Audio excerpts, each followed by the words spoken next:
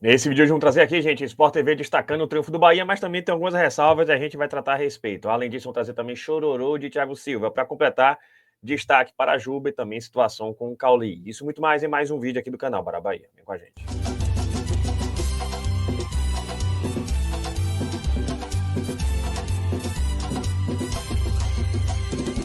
Fala, nação tricolor, um abraço para vocês que seguem a gente aqui no canal Bora Bahia e hoje mais um Plantão do Bara, mas antes disso aquela dica para você aproveitar porque tá com a promoção show de bola Centauro, gente, menos da metade do preço, é um tênis que você vai gostar, você conhece já o cupom BARA10 e com ele você pode chegar a essa promoção e adquirir logo esse tênis da Lacoste, exatamente esse aqui, é um sapatênis, né, nas cores do nosso tricolor de aço, fica show de bola com o uniforme do Bahia, azul, vermelho e branco, muito bem avaliado aqui, gente, branco com detalhes em azul e vermelho, e o valor final você não vai acreditar, e você vai pegar esse link e mandar para a galera também comprar antes que acabe, porque ele vai de R$ 599,99 para R$ 299,99 no Pix, mas você vai inserir aqui o cupom BARA10 e o desconto vai ficar maior ainda, porque vai para R$ 269,99, gente, mais de R$ 300 de desconto, ou 4 de R$ 71,05 sem juros. Clique no link que está pelo comentário também na descrição do vídeo e corra para garantir logo essa oferta antes que ela acabe. Aproveite, viu, gente?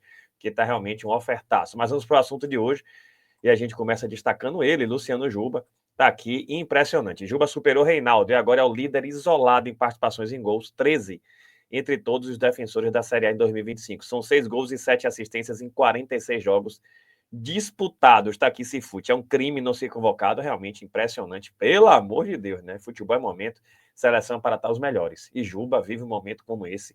E tá aqui, os números também só confirmam. E Reinaldo tem muito gol de pênalti, viu? Então, Juba sobra e realmente é um absurdo não ter sido convocado. Falar nisso, vamos trazer, inclusive, com direito à foto dele aqui, essa postagem de Yuri que trouxe. O Bahia tem apenas uma derrota nos últimos 16 jogos. Além disso, o Bahia marcou em 30 dos 32 jogos em casa na temporada. Incrível, gente. Sendo que essa derrota do Bahia foi contra a equipe do Grêmio, aquele tal daquele Bruno Arleu, viu? Misericórdia, né? Misericórdia. Depois teve a contra a América de Cali, aquela derrota, mas enfim, né? A gente segue adiante, porque realmente a temporada está sendo extraordinária. Falar em Juba, vamos trazer aqui o que o próprio Ceni falou em coletiva, eu vou trazer essa citação, e ele disse exatamente isso. Tem um feeling que teremos um segundo jogador convocado para a seleção neste ano. Disse o Rogério Ceni em entrevista coletiva sobre Juba. Gente, ele conversou com o Ancelotti, né? Então, deve estar sabendo de coisa e convenhamos, já era para ter sido agora, e convenhamos também, a gente vai se acostumar cada vez mais com isso, o Bahia subindo de patamar, isso é extraordinário. Apesar de tudo, apesar do triunfo, e que foi um triunfo, é bom se diga, né? Difícil, a gente sabe, mas o Bahia tem que saber vencer também em jogos assim. O Bahia sentiu falta de Alexandre, teve um desgaste físico, o Fluminense é um time qualificado. O Bahia abdicou do controle de jogo de forma arriscada, inclusive, mas sistema defensivo sólido, Ronaldo muito bem, David Duarte muito bem, apareceu a oportunidade, a gente fez. Ano passado contra o Flamengo, o Bahia massacrou e acabou perdendo, então o que fica é o resultado, é o placar, e agora no Rio de Janeiro garantir essa passada inédita para a semifinal. Tivemos, por outro lado, gente, Cauli, né? Imagem aqui do nosso querido Neto, canal CBTV, registrou essa situação aqui de Cauli, pé da vida depois da substituição. Tá aqui, ó. Cauli saiu puto. Cauli tá louco. Eu nunca vi Cauli assim.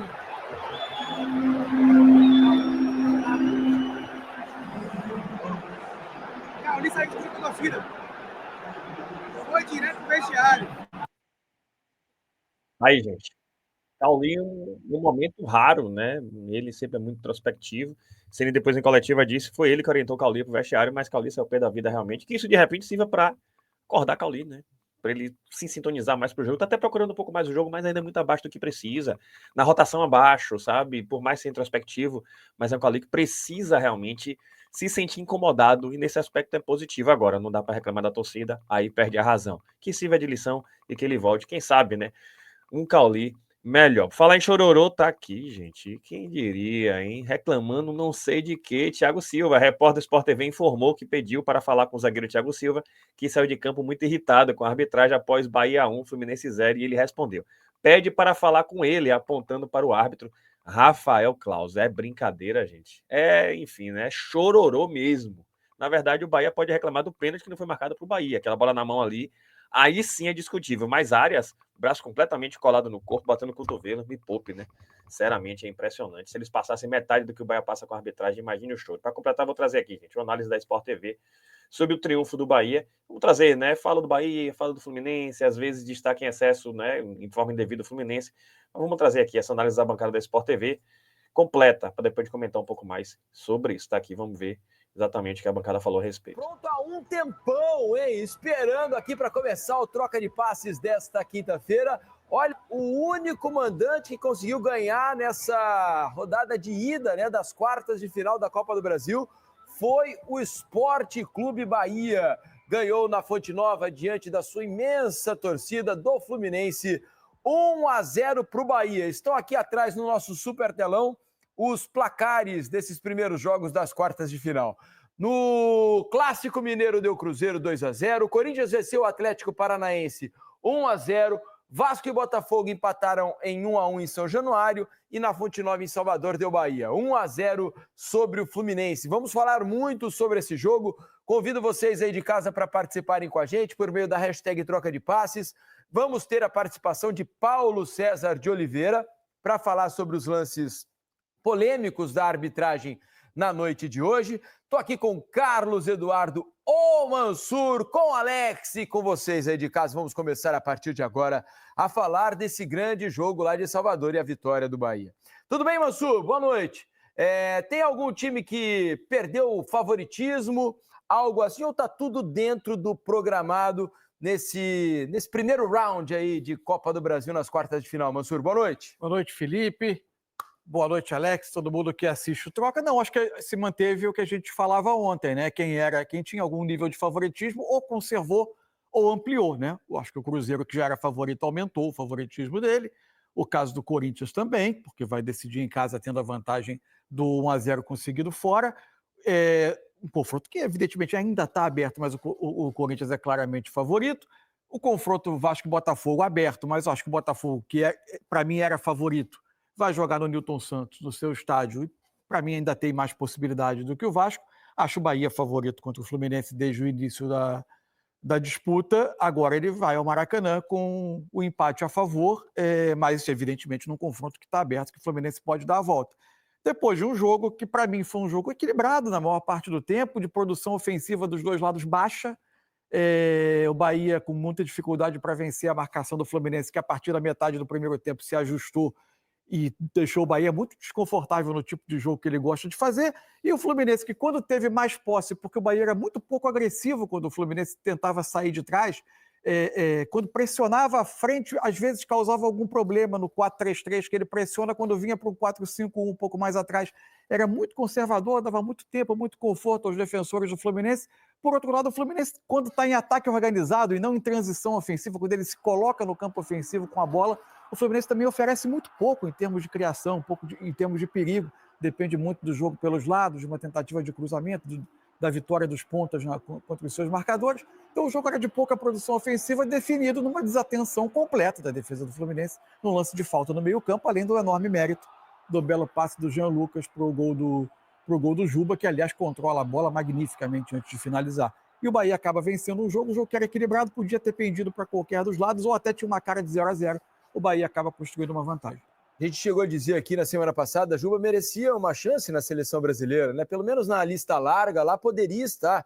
E hoje confirma de novo. Nem acho que ele tenha feito o melhor dos jogos hoje, né? Mas de novo decisivo, Alex, mostrando que a parte técnica está em dia, domínio espetacular, lançamento também muito bom do convocado Jean Lucas, para ele cortar com tranquilidade e bater para fazer o único gol do jogo. Que momento do Juba, que aliás lembra um pouco a sua carreira, né? No aspecto de ser muito híbrido do lado esquerdo ali. Pode jogar como um 10, pode jogar como um segundo homem de meio campo, pode jogar na lateral esquerda, ao que você também se acostumou ao longo da sua carreira, né, Alex? Boa noite. Boa noite, Felipe, Cadu Mansa, todo mundo que está em casa. Luiz, que vai participar, que é o melhor do Brasil, ele com... Nossa, Grafa e Ericão. E todo mundo que está em casa. Assim... Primeiro com o Jean Lucas, convocado com muita justiça e também jogando muito. Hoje o Bahia fez um jogo discreto. Só que nessa individualidade, ele com o Juba, eles acabam realmente criando, construindo um momento que foi uma das poucas, até falhas, vamos dizer assim, que o Fluminense acabou tendo e eles acabaram aproveitando por essa individualidade. Esse tipo de jogador com essa versatilidade, ele pode daqui a pouco... Você vê, tentou o Cauli, às vezes está lá como um ponta por algo, mas eles trocando muito junto ali com o Jean, acaba dando muito essa possibilidade, porque se ele está no meio, ele marca e joga, se ele está na beirada mais avançada, ele consegue construir, ele tem um pensamento e entendimento de jogo que facilita, isso é bom para o treinador, na verdade. Então, onde ele joga, ele consegue dar resultado, e o bom, igual eu sempre falava, né, cara, o bom é que a gente está sempre no campo, né, quando você joga em mais de uma posição desse jeito, você pode jogar e ele vive um momento realmente especial. Vamos fazer o seguinte, vamos trazer os amigos da transmissão agora aqui para participarem do Troca de Passes. Já estão lá prontos, aquecidos, né? O nosso trio que vai conversar com a gente, eles vão aparecer no telaço, tá aqui, ó. Luiz Carlos Júnior, Grafite, Eric Faria, direto da belíssima. Eu gosto muito de ir à Fonte Nova, a Salvador, para fazer jogo, porque o ambiente é espetacular. Hoje, de novo, assim. E o Bahia, ao contrário dos outros 3 jogos, foi o único mandante que saiu na frente, né, Luiz? Bem-vindo ao Troca, amigo. Boa noite. Fala, galera. O Mansur, animadíssimo como sempre. Temos o Alex, o intrépido Alex. Diniz, sempre um prazer falar com o amigo. Pois é, jogo de mata-mata, não tivemos o mesmo número de gols, obviamente, e tampouco as emoções do 3-3 pelo Campeonato Brasileiro, mas, mais uma vez, Jean Lucas com ótima atuação, Juba fazendo um gol importante, um gol decisivo. Estou com os amigos El Grafa, Eric Faria. E aí, galera, qual foi a do jogo na opinião de vocês? Fala, Luiz, boa noite. Eric, amigos da mesa, Mansur, Felipe, Alex, amigas e amigos do Troca que estão em casa. Realmente não foi um jogo assim espetacular, né? Pela dinâmica do ano das duas equipes, a gente esperava um jogo tecnicamente melhor. Acho que o Mansur resumiu bem as dificuldades tanto de Fluminense e Bahia no jogo. Mas o Eric trouxe durante a transmissão, durante o gol do Bahia, os 2 melhores jogadores do Bahia na temporada fizeram a diferença, e o jogador que vive esse bom momento, mesmo não fazendo um grande jogo como fazia o Lucas e o Juba, no mata-mata, como o Eric falou, esse lance do Canóbio, por exemplo, pode fazer falta. Pode perder. Só terminando, decidir o jogo, mas no geral, analisando os 95, 97 minutos de jogo que tivemos, quase 100, né, com os acréscimos, o Fluminense foi melhor que o Bahia, né? O Bahia muito abaixo da expectativa que nós esperávamos. Só que o Fluminense não conseguiu fazer os gols. Teve essa bola do Canóbio, teve o gol anulado do Canóbio também, essa cabeçada do Serna, desculpa, essa cabeçada do Everaldo. Se o Fluminense tivesse aproveitado pelo menos melhores oportunidades, sairia com o empate. O empate acho que seria o resultado mais justo por esse jogo. Mas aí o melhor jogador do time na temporada, os 2 melhores, o Juba fez a diferença numa jogada individual. Eric Faria, 1-0 para o Bahia. Pois é, Luiz. Jogo de mata-mata, às vezes você precisa de uma bola para sair na frente, né? Foi o que o Bahia precisou, assim. Eu achei que o Bahia começou bem a partida, os 15 minutos, com muita liberdade para o Cauli, para o Jean Lucas, para o Juba. Aos poucos o Fluminense acertou a marcação, colocou o Hércules muito próximo do Jean Lucas, o Martinelli muito próximo do Everton Ribeiro, que não fez um bom jogo, e ele é muito importante, principalmente quando o Caio Alexandre não joga, né? E o volante do Bahia fez muita falta, porque ele inicia as jogadas do Bahia, e o Bahia ficou sem esse começo de jogada, né? E o Fluminense conseguiu marcar muito bem, e depois que o Fluminense começou a marcar, encaixou a marcação, começou a ter coragem para sair jogando, começou até a adiantar um pouquinho a marcação e começou a botar o Bahia em dificuldades. Eu achei assim, que o Bahia fez bem assim, os primeiros 20 minutos, depois o Fluminense foi melhor na partida, não que tenha sido assim muito melhor, um domínio absoluto, mas eu achei que o Fluminense assim, teve mais perto de fazer o gol do que o Bahia na maior parte do jogo, só que num lance de muita genialidade do Juba, principalmente nesse domínio, né, porque é um domínio dificílimo, a gente tem o Grafa e o Alex podem falar, assim, domínio com a perna esquerda, sem deixar a bola cair e já preparando o movimento para driblar o Guga, né, com a visão periférica de que o Guga estava chegando para marcar, então é um gol muito bonito. Teve sorte também, porque talvez a bola nem entrasse se ela não batesse no Guga, né? Eu tenho dúvida se ela entraria ou não, o Fábio estava inteiro na bola e ela estava tomando uma direção, uma diagonal que parecia que ia para fora, mas não dá para a gente saber.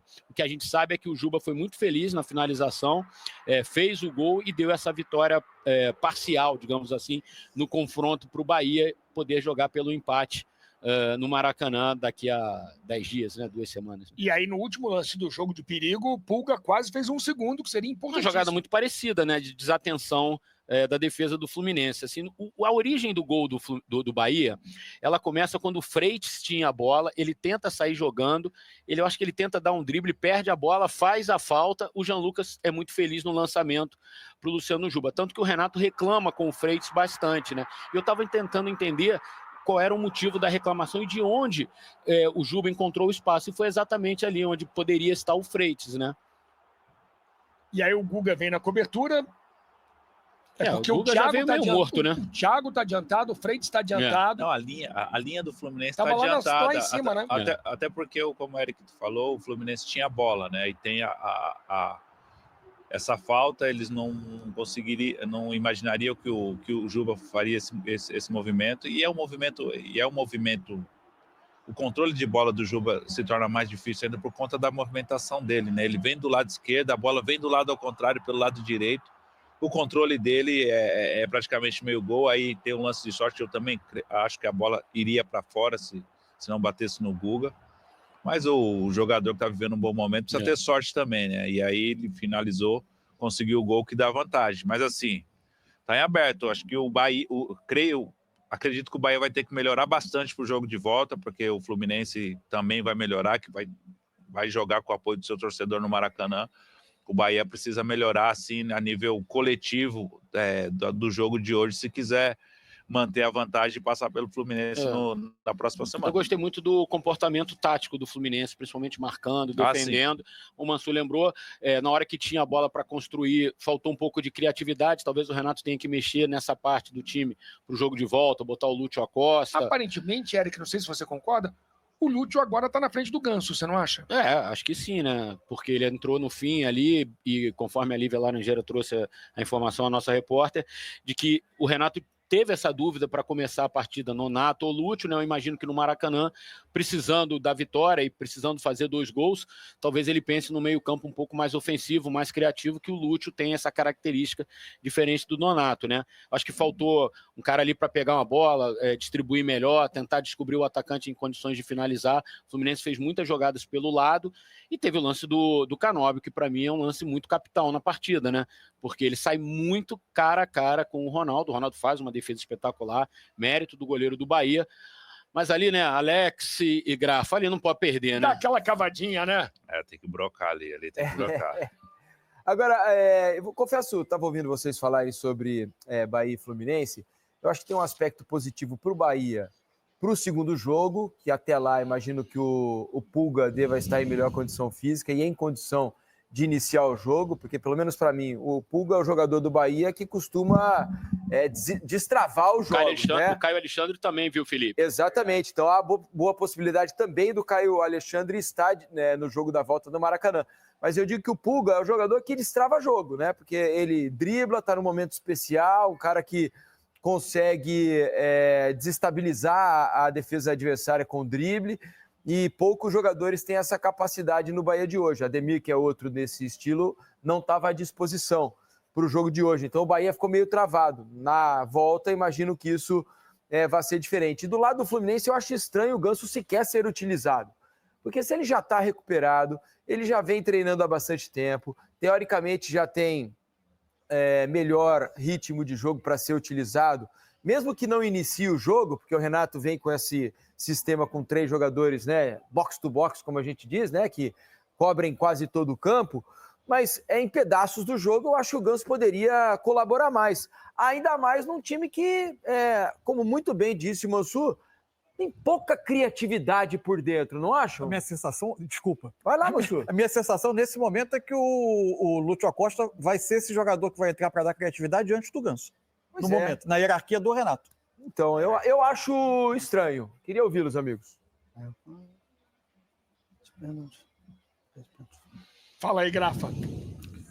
Então, nós não temos mais o dia a dia, né? A gente não tem conhecimento do que está acontecendo nos treinamentos. O Ganso estava relacionado, conversando com o presidente ali antes do jogo, né? Com o presidente do Fluminense, eu perguntei até do Keno, que o Keno não estava relacionado, não estava nem no banco. Aí ele falou que, como é uma viagem casada, todos os jogadores vieram. O Renato fez um planejamento para esse jogo e o jogo do final de semana, que é em São Paulo, se eu não me engano, Santos, né? Então nós não sabemos. O Lúcio entrou melhor, fez um bom jogo diante do Bragantino. Certamente ele vem treinando com mais frequência, melhor que o Ganso. Acho que por isso ele entrou no jogo hoje. Mas assim, falta esse jogador de criatividade, de colocar a bola no chão, de às vezes de pifar um jogador. Você tem o Serna de um lado, o Canóbio do outro, jogadores que têm velocidade, o Everaldo de movimentação. Então falta municiar esses jogadores em condições de finalizar, para eles poderem finalizar. Eu acho que isso vai ser importante para o jogo da volta do Fluminense. Na verdade, que desde a Copa do Mundo, o Ganso não é uma prioridade para o Renato.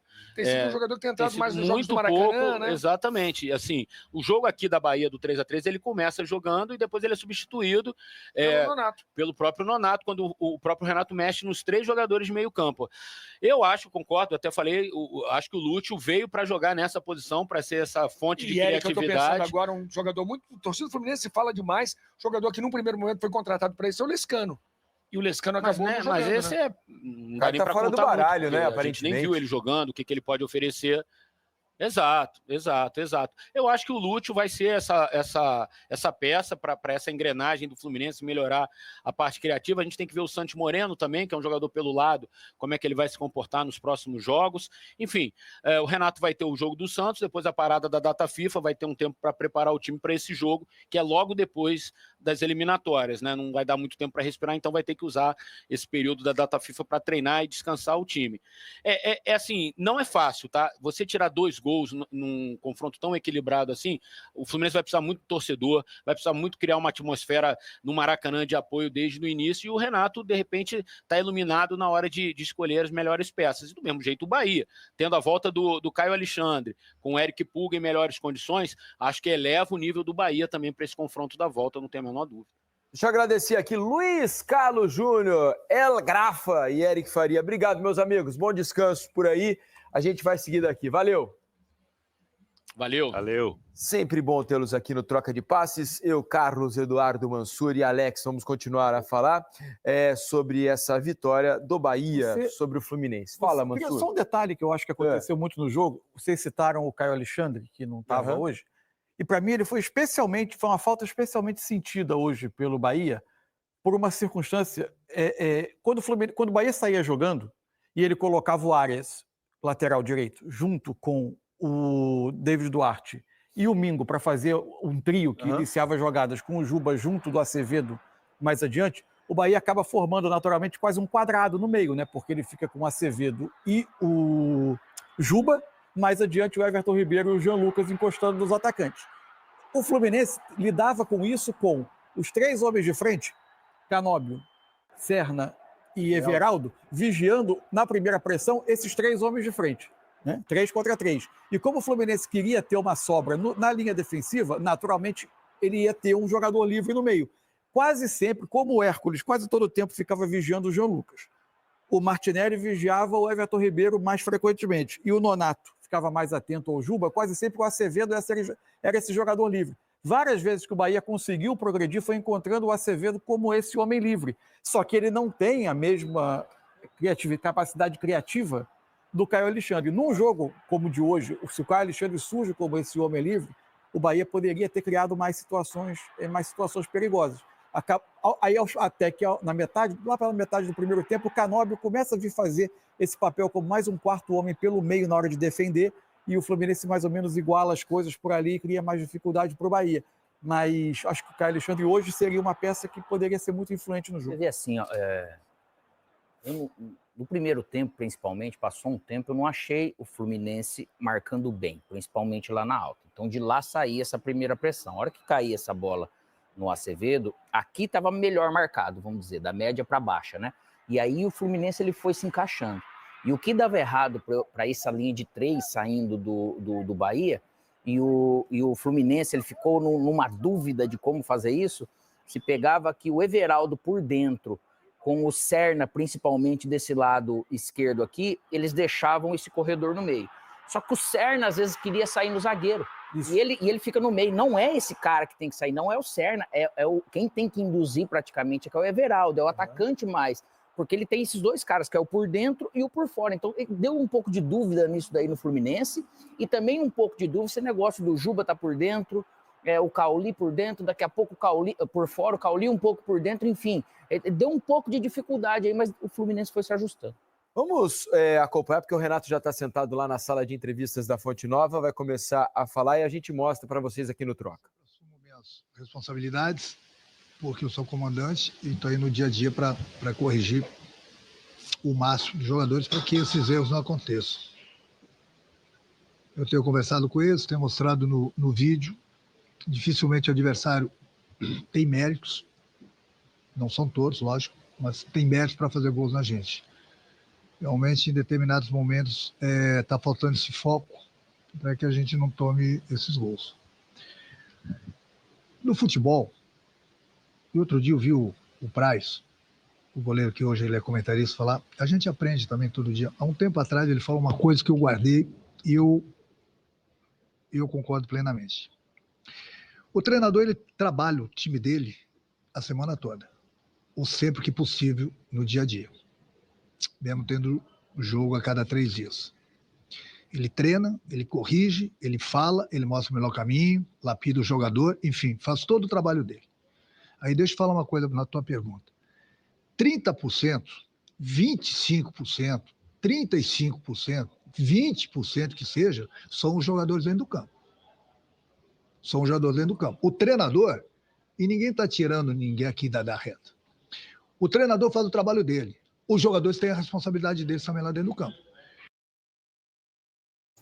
Gente, deixa eu só aproveitar aqui, eu vou passar aqui, na verdade, para a parte que interessa a gente, né? Chororô de Rato Gaúcho, a gente já conhece o chororô dele, tá? Mas vou passar aqui para a parte que a bancada passa novamente a analisar o jogo do Bahia, para depois de comentar um pouco mais no final, quando acabar aqui toda a análise. Análise bem interessante, inclusive.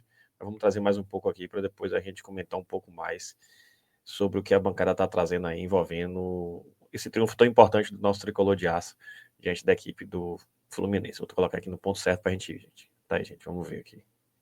Americano, está andando bem no Campeonato Brasileiro e está muito bem na Copa do Brasil. O jogo de hoje faz parte do futebol. Tivemos oportunidade, não fizemos. Eles tiveram menos oportunidade, fizeram. Vacilamos, não tem que vacilar, não tem que ter o foco. O foco, enquanto ele não apitar, tem que estar focado. Você não pode desfocar, é aquele segundinho, a coisa vai acontecer. E aconteceu. É isso aí, Renato. Obrigado. Tá aí o Renato, né? Terminou a entrevista coletiva do técnico do Fluminense, bravo, né? Claramente muito irritado. Ele fala ali, quando ganha todo mundo, quando pede todo mundo. Mas hoje percebi, não sei se Mansur e Alex vão concordar comigo, ele está muito bravo com os jogadores. A bronca vai ser grande. Ele falou diversas vezes em falta de atenção, em ter que estar focado, que 70% é do treinador, mas 30% é do jogador. Então, assim, para mim ficou muito claro que o Renato falou, olha, a culpa de hoje da derrota é dos jogadores, né? Porque, na opinião dele, e eu concordo com isso, houve uma desatenção, e ali não é culpa do treinador. A falta batida de uma maneira rápida e inteligente pelo Jean Lucas, o Guga estava fora da linha, completamente fora da linha defensiva, a gente está vendo aí, permitindo a entrada do Juba, e houve uma desatenção geral ali da zaga do Fluminense naquele momento. Nessa parte, não sei se vocês concordam, mas o treinador não tem culpa. Ou tem, Mansur? Não, vamos lá. Primeiro assim, o Renato deve ser, sempre tem esse hábito de falar isso, ele deve ser muito bom de vestiário, né? Não é a primeira vez que ele dá uma entrevista em que ele expõe, às vezes, o jogador de uma maneira que outros treinadores perderiam o comando do grupo, e a gente nunca teve notícia dele ter perdido esse comando. Para mim, minha sensação é a seguinte, primeiro, como o jogo já na parte final não era um jogo dos times se atacando freneticamente, quase como se todo mundo conduzisse o jogo já com um empate, quase convencido de que o jogo terminaria 0-0, o Fluminense não se preparou para uma cobrança rápida. Se a gente tiver de novo o lance do gol, vamos colocar o gol na aí hora de que novo, a falta vai ser batida, tem pelo menos 1 ou 2 jogadores que dão as costas para a bola. Porque eles não estão olhando, imaginando uma batida fala rápida. sobre isso. Um deles é o René. Isso vai ficar mais claro quando a gente tiver o replay do alto. Que a câmera vai... o René está voltando de costas, o Bernal faz um gesto também, mas também vira as costas. E a outra questão é, quando a linha está completamente quebrada, Quando o Guga está percebendo a infiltração, ele tenta correr atrás, mas o Fluminense não se preparou, nem a linha defensiva, nem os jogadores que poderiam cercar a bola para fazer com que a falta demorasse um pouco mais a ser batida, se prepararam. Mas aí eu estava totalmente desatento, despreparado para uma cobrança rápida. Mas a minha dúvida foi, o Guga erra ao permanecer baixo com a linha mais alta, ou o Guga tenta salvar algo que a defesa toda falhou porque a linha estava alta demais? A gente precisava ver no momento da batida onde ele está. Se ele já está no momento do lançamento. Porque se ele percebeu a corrida... Vamos mostrar de novo, Eugênio, aquela imagem mais dual. Primeiro a gente precisa saber o que é combinado, né? Se é para a linha defensiva jogar no limite do risco, se é para uma cobrança de falta que vai ser feita sem pressão. Deixa parado. O Guga já está fora da linha. Ele já está fora da linha. Já está fora da linha. Né? Isso, exatamente. Ele tá fora. A gente precisa saber o que é o... E agora, a hora que ele bate na bola, para ver se ele iria entrar impedido. Aí ele vê o Juba correndo, como ele sabe que ele já ofereceu. Mas pera um pouquinho, ele já correu para trás, ele continua correndo para trás. Ele não estaria impedido, não é o Guga que está dando condição para ele. Ele tá em condição mesmo com o Guga lá. O Guga, ele tenta salvar. No momento do lançamento, ele está completamente quebrado em relação à linha defensiva. Ele está muito aberto. A partir do momento que ele está quebrado, ele não tinha mais como salvar, até porque quem ia ser lançado estava vindo de trás e não ia entrar impedido mesmo. Aí, a partir desse momento, ele corre para trás para tentar evitar o gol. Aonde está o erro aí, Alex? O Guga, ele está muito aberto. Né? A circunstância da jogada, lógico, foi a falta. Ele tinha que estar mais fechado aqui e deixar o ponta lá mais solto, Só que a falta, independente de onde seja, primeiro ponto, eu tenho que estar no lugar certo. Do jeito que foi a falta aqui, o restante está, a princípio, bem posicionado, o Guga está um pouco aberto. Primeiro ponto. Depois ele tenta salvar. Só que aí tem a questão que todo atleta que vê o movimento de quem está com a bola, que é o Jean Lucas no caso, ele tem que naturalmente olhar ao redor, porque ele está mostrando. O corpo do seu adversário, ele mostra a ação que ele vai fazer. E aí o Fluminense demora a reagir. Né? O Hércules, você pode ver lá que ele perde o Juba. Por que ele faz o movimento? Também. Porque ele viu, enxergou o espaço, e o Jean Lucas também. Então isso é de jogada, nem é jogada que você fala, é treinada pelo treinador. Sim. Pode ser de falar, fique atento o tempo todo, seja marcando ou com a bola. E o benefício aí foi de jogada individual dos dois, que acabaram aproveitando. Porque se o Guga naturalmente fechou, o lateral está aberto, eu tenho que realmente, primeiro, eu não tenho que descansar esperando e torcendo para que a bola não seja mexida rápido. Então, fez a falta, eu estou fora da posição, eu tenho que vir para a gente tem essa batida nesse ângulo aí, alguns framezinhos para trás, antes da batida na bola? Tem, olha lá. A gente volta mais um pouquinho. O Juba está totalmente na zona cega do Hércules. A hora da falta para mostrar, né? O Hércules, claramente, ele não percebe o Juba. O Juba está nas costas do Hércules. Ele perde completamente. Agora, vocês não acharam também que houve uma demora para Freitas e Thiago perceberem o que talvez pudesse acontecer, né? Tudo bem. Porque a bola vai... Mas é mais pro Thiago do que pro Freitas. Também acho. Porque a bola é totalmente descoberta. Então você precisa já estar correndo. É mais no setor do Thiago. Na hora que vai haver o lançamento, você precisa estar correndo para trás. Porque aí que está o detalhe. Tem muitos lances no jogo que não são treináveis. O jogo ele é muito mental. Isso aí todo mundo, ou muita gente já falou e fala, porque mostra que você tem que ter paciência, mas você tem que estar atento o tempo todo, porque contra times bons, não adianta, o futebol ele não é uma ciência exata que você vai falar assim, eu vou dominar, eu vou ter mais chance com o adversário e, consequentemente, eu vou ganhar. Pode acontecer que não. O Fluminense fez realmente um belo jogo para quem jogou fora. Em algum momento falta essa qualidade de um meia, só que é um sistema que se protege muito bem e tem uma intensidade, uma velocidade para se atacar espaço, para chegar na área do adversário, para marcar o adversário. Esse time do Fluminense, no ponto de vista da entrega, ele é espetacular. A minha dúvida aqui com o Renato, evidente, tem muito tempo para se pensar nisso, porque tem uma data FIFA no meio. A minha dúvida é qual vai ser a decisão do Renato. Em tese, jogos que ele precisa buscar um pouco mais, ele tem colocado, eventualmente colocou o Ganso, não tem usado tanto o Ganso, mas jogou, por exemplo, o jogo do Fortaleza no Maracanã, jogou o Ganso, agora ele tem o Lúcio Acosta que pode entrar nessa posição, ou se a preocupação dele vai ser se ele tira um pouco de pegada desse meio, se ele dá ao Bahia o que o Bahia quer, que é ficar muito tempo com a bola e o Fluminense demorar a retomar essa bola para poder exercer a pressão que ele pretende. Acho que aí vai estar o dilema que o Renato vai precisar pesar até o jogo do Maracanã. Mas pensando assim, eu acho que ele mantém esses 3 caras. Por quê? Porque o Fluminense ele consegue construir através de roubada de bola, marcando bem, sendo sólido ali. Teve momentos, daí é do treinador, no momento que o Bahia começa o jogo e o Fluminense tem algumas dificuldades pelas beiradas, aí é do treinador ajustar. Como é que eu vou pegar esses caras com esses 3 zagueiros, com esses 2 alas, quem vem por dentro, esse quadrado no meio, enfim. Só que os jogadores, eles têm essa responsabilidade. Acho que a responsabilidade eu coloco quase meio a meio, se for ver, de treinador e jogador, né? Não tem como tirar isso.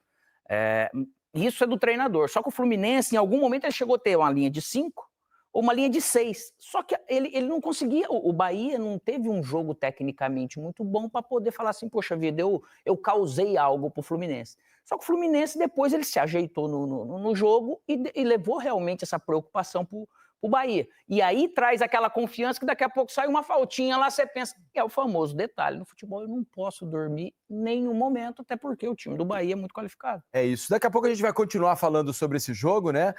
O Bahia sai na frente no confronto com essa vitória pelo placar de 1-0. A gente vai para o intervalo. Daqui a pouco também teremos a entrevista de Rogério Ceni, o técnico do Bahia, falará aqui no Troca de Passes. O intervalo é rápido, em 3 minutinhos a gente está de volta para continuar o papo por aqui.